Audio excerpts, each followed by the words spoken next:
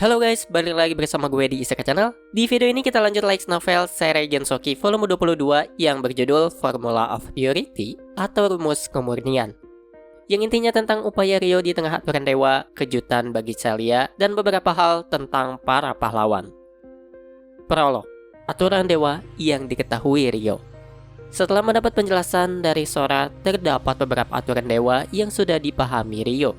Pertama, setiap kali Transcendental menggunakan otoritasnya, seluruh penghuni dunia akan melupakan keberadaannya. Namun orang-orang tidak sadar ingatannya hilang dan bila coba mengingat akan langsung melupakan apa yang dipikirkannya. Karena yang bisa mengingat seorang Transcendental hanya Transcendental lain, juga para familiarnya. Kedua, keberadaan Transcendental sangat sulit meninggalkan kesan pada orang lain. Sehingga walau orang-orang bisa berbicara dengan Transcendental, mereka akan langsung melupakannya ketika berpisah. Ketiga, seorang Transcendental tidak boleh memperlakukan suatu grup atau orang secara khusus. Bila dilanggar, maka mereka akan melupakan orang atau grup yang ditolongnya tersebut.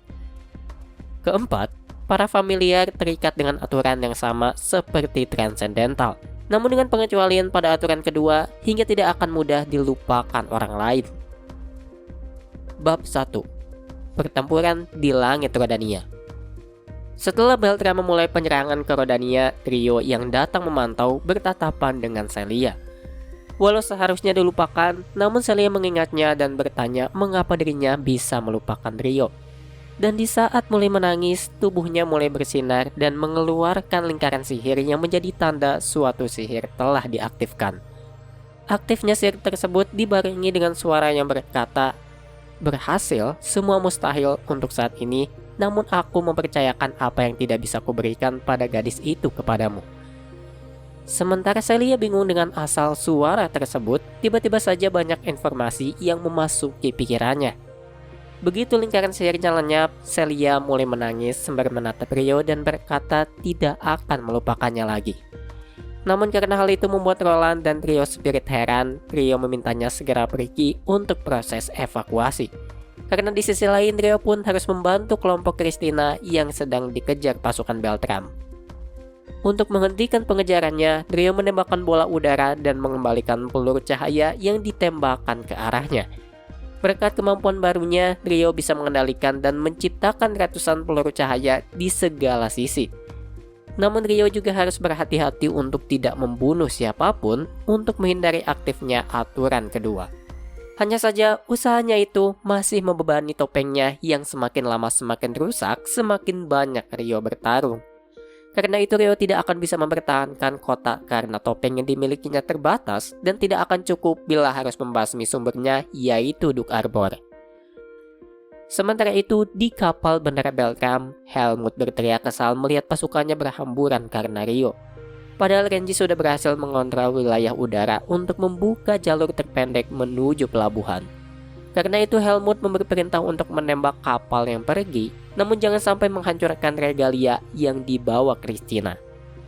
Melihat pasukan Beltram mulai mengejar, Sora menyarankan Ryo untuk menghancurkan beberapa kapal. Walau memang akan efektif, masalahnya hal tersebut bisa mengaktifkan aturan dewa.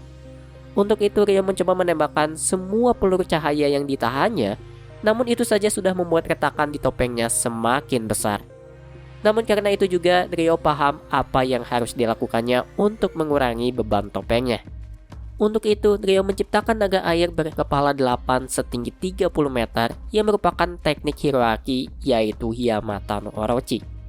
Dengan naganya, Ryo menembak air hingga menggores kapal Beltram, dan hal tersebut terbukti efektif karena Helmut langsung memutarbalikkan kapalnya karena takut. Melihat pasukan Beltram mundur, Sora pun tertawa bangga dengan kekuatan tuannya. Selain itu, Sora juga paham Ryo sengaja menggunakan teknik orang lain untuk mengurangi efek aturan dewa. Sehingga apa yang terjadi seakan hal tersebut dilakukan orang lain atau tepatnya Hiroaki.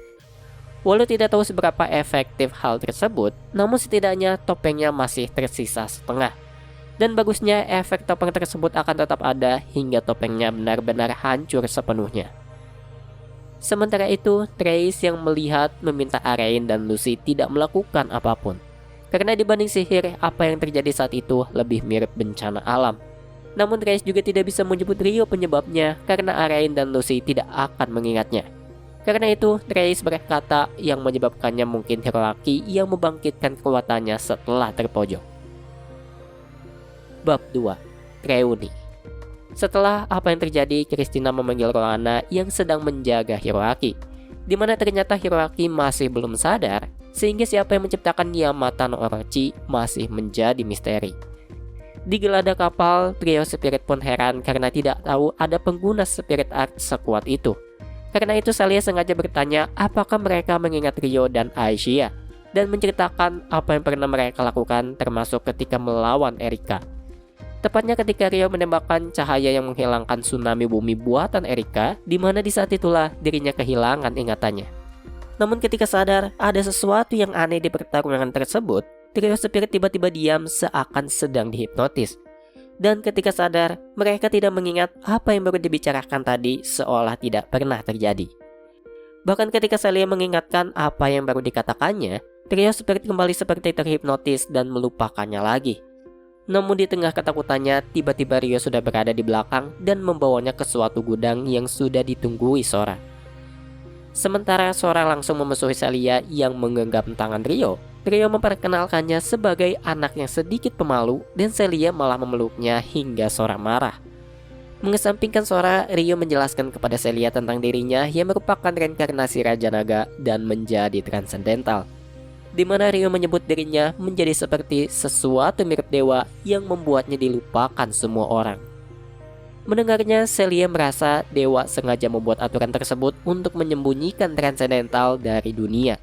Hal itu masuk akal karena transendental memiliki kemampuan khusus atau otoritas seperti seorang dewa, di mana otoritasnya adalah pemusnahan yang dapat menciptakan cahaya yang bisa menghapus apapun yang menjadi targetnya. Dan dengan cahaya tersebut, Rio berhasil menghapus tsunami bumi yang diciptakan Erika, sehingga keberadaannya dibatasi agar tidak mengganggu isi dunia. Begitupun dengan Aishia yang terkena dampaknya, padahal diciptakan untuk menyimpan kekuatannya selama ini. Sekarang, walau ada pengecualian mengenai siapa yang bisa mengingat transendental, Rio sendiri tidak paham apa yang terjadi kepada Celia. Namun Sora berkata dirinya tahu apa yang mungkin terjadi karena Celia mirip seperti homunculus yang diciptakan Lina sebagai familiarnya. Namun karena Celia tampak bingung, Rio menjelaskan Sora sudah hidup lebih dari 1000 tahun dan Lina adalah dewa ke-7 yang diasingkan oleh ke-6 dewa yang lain. Dan sekarang walau Celia lahir sebagai manusia, Sora menganggapnya mustahil bila semua ini hanya kebetulan. Karena bagaimanapun Lina memiliki kemampuan melihat masa depan, sehingga kemungkinan semua ini sudah direncanakan. Hanya saja Sora masih tidak mengerti mengapa Celia tidak dilupakan. Hal itu mengingatkan Rio bahwa Lina bisa menyalin ingatan seperti apa yang dilakukannya pada Aishia. Dan berbicara tentang sihir yang muncul dari tubuhnya, Lina memiliki kemampuan untuk mengaktifkan sihir dalam waktu yang ditentukan walau untuk 1000 tahun ke depan. Selanjutnya, Celia pun bercerita tentang dirinya yang tiba-tiba tahu cara menggunakan sihir yang tidak pernah diketahuinya. Hanya saja Celia belum tahu sihir apa saja yang didapatnya, karena yang paling terasa adalah entah kenapa pikirannya menjadi jernih seakan bisa memikirkan banyak hal sekaligus. Karena itu Sora menjelaskan bahwa hal tersebut adalah ciri khas familiar dewa kebijaksanaan. Ciri tersebut adalah otak yang luar biasa yang membuat mereka bisa berpikir dengan cepat dan memikirkan banyak hal sekaligus. Namun dengan segala informasi yang sangat sedikit, Sora menyebut Lina sebagai dewa yang tak berguna. Padahal tugas dewa kebijaksanaan adalah membimbing seseorang, namun Lina hanya memberi sedikit informasi tentang apa yang direncanakannya. Dan Rio pun setuju walau terdapat kemungkinan Lina sengaja membatasi informasi agar tidak merubah masa depan yang dilihatnya. Karena itu Celia membahas tentang suara yang didengarnya tadi. Namun dari kalimatnya, orang yang berbicara seakan sedang memantau Celia dan tidak mungkin dilakukan Lina yang sudah tidak ada. Walau menjelaskan Lina juga bereinkarnasi, Rio tidak menyebut bereinkarnasi sebagai Miharu agar tidak memperumit kondisi. Selanjutnya Rio menjelaskan tujuannya untuk mencari tahu apakah ada cara untuk melawan aturan dewa. Walau ingin kembali pulang ke Galar, namun semua tidak bisa mengingatnya sehingga bisa dibayangkan bagaimana mereka akan menanyai siapa Rio setiap saat. Karena bagaimanapun transcendental tidak bisa meninggalkan kesan kepada orang lain, sehingga sementara saja orang tidak mengingat atau melihatnya, maka mereka akan lupa. Walau berarti orang bisa mengingatnya bila terus memikirkannya tanpa tidur, namun tentu hal tersebut sangat mustahil. Karena itu Sora berpikir untuk menggunakan lingkaran sihir yang muncul dari tubuh Celia sebelumnya. Karena kebetulan salah satu sihir yang didapat Celia adalah untuk menganalisis informasi sihir. Hanya saja analisis tidak bisa dilakukan pada sihir yang sedang aktif dan Celia pun tidak bisa mengaktifkannya lagi. Karena itu untuk mencari tahu, trio pun meminta Sora ikut ke Galar dengan Celia. Karena bagusnya Sora memiliki pengecualian dan tidak akan terlalu mudah dilupakan. Karena tugasnya adalah berinteraksi dengan penghuni dunia. Namun ketika Celia mempertanyakan warna rambut dan mata Rio yang berubah, tiba-tiba muncul Christina, Roland, dan trio spirit yang sedang mencarinya. Karena itu Celia beralasan dirinya menemukan anak tersesat, yaitu Sora yang terpisah dari tuannya. Untuk menghindar, Celia menyebut Sora anak yang terpisah dari tuannya yang merupakan pedagang dari kerajaan asing. Sementara Rio sendiri memperkenalkan diri sebagai pelayan dari keluarga Rodin. Untuk itu Celia meminta izin untuk membawa Sora hingga menemukan tuannya dan Christina tidak mempermasalahkan. Dan ketika akan pergi, Rio menjatuhkan topengnya dan meminta Celia membawanya untuk dianalisis. Sehingga Celia dan Rio pun pergi meninggalkan kapal diam-diam. Bab 3. Ikatan Saudari. Di hari sebelumnya, kapal sihir kerajaan Kentostel tiba di Galar, termasuk Aki dan Takahisa yang sempat mencoba menculik Miharu.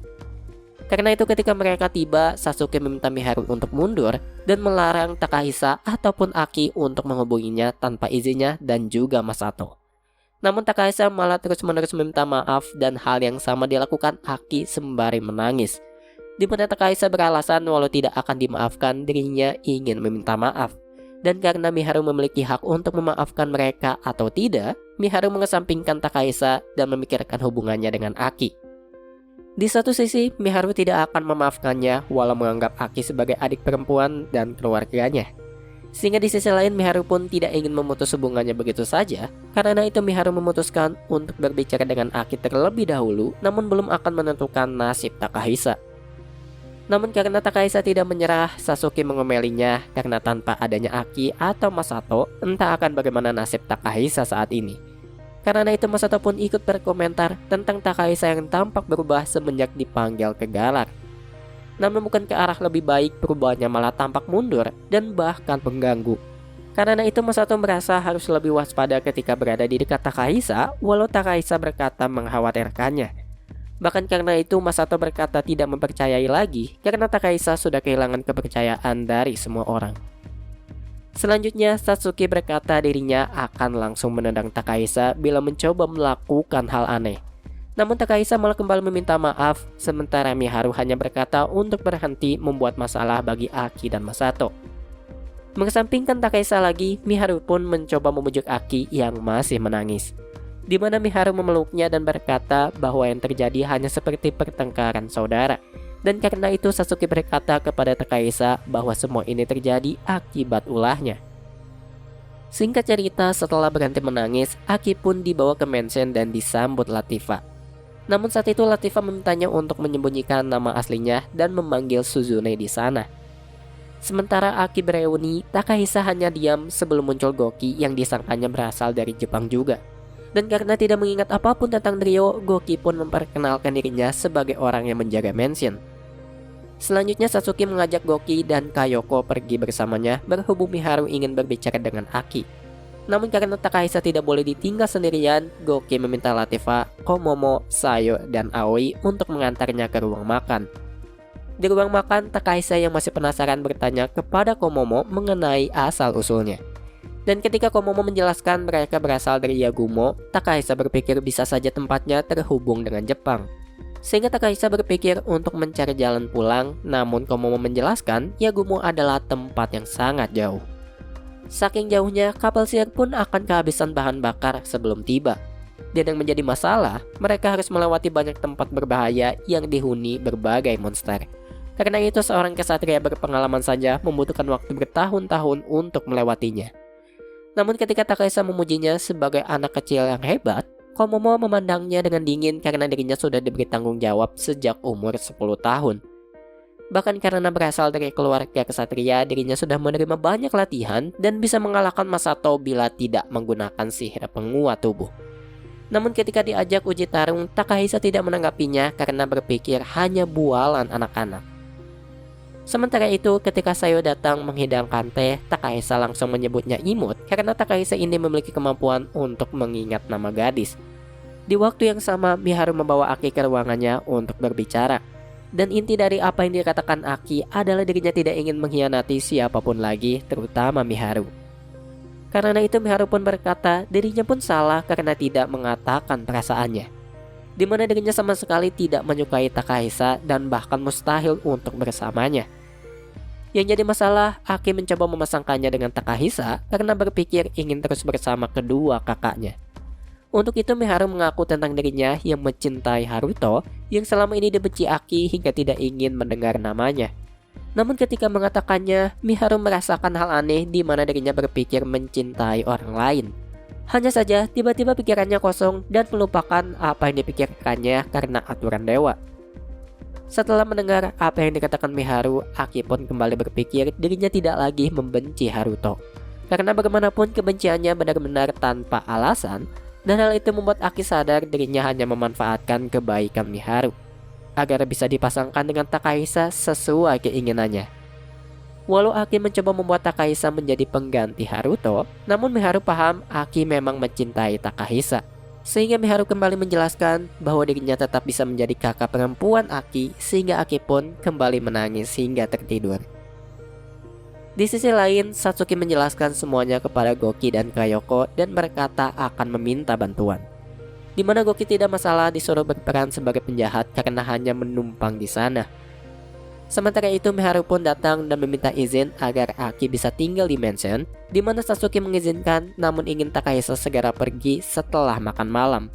Karena itu ketika makan malam selesai, Satsuki langsung berkata untuk mengakhiri reuni ketika Takahisa berkata dirinya merasa senang bisa berkumpul lagi. Karena berpikir tidak adil dirinya tidak boleh diam di sana sementara Masato dan Goki boleh, Satsuki menjelaskan bahwa mereka bisa dipercaya sementara Takahisa tidak. Sehingga akhirnya Takahisa pun pergi bersama Liliana dengan perasaan kalah. Sekian rangkuman seri Gensoki volume 22 part 1.